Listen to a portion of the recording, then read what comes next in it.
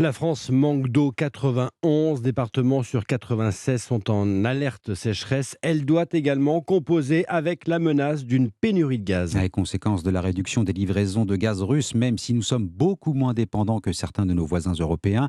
Gazprom annonce diviser par 2 ses livraisons via son gazoduc Nord Stream. Un coup dur pour certains restaurateurs français, clients de l'une des filiales de l'entreprise russe.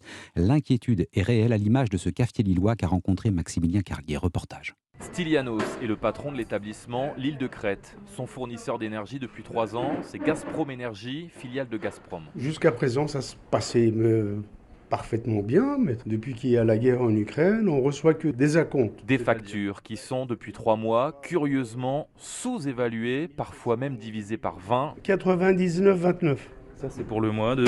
C'est le mois de juin. Voilà.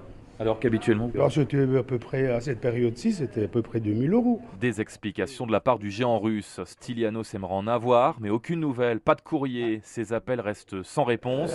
On ne sait pas quelle sauce on va être mangé. Ils vont vider les comptes. Mais la grande crainte de ce patron, c'est qu'on lui coupe les vannes. Moi, ce qui m'inquiète, c'est d'arriver un jour le matin pour ouvrir le restaurant et j'ai plus de gaz. J'ai mes fourneaux qui vont au gaz, j'ai mes chaudières, l'eau chaude, le chauffage. Et on a un peu peur, insiste ce gérant. Sans gaz, comment ouvrir mon établissement? Quel avenir pour mes 11 salariés? Lille, Maximilien Carlier, Europe 1. Et le prix du gaz sur le marché continue de monter. Le TTF néerlandais, référence du gaz naturel en Europe, a bondi de 35% depuis lundi.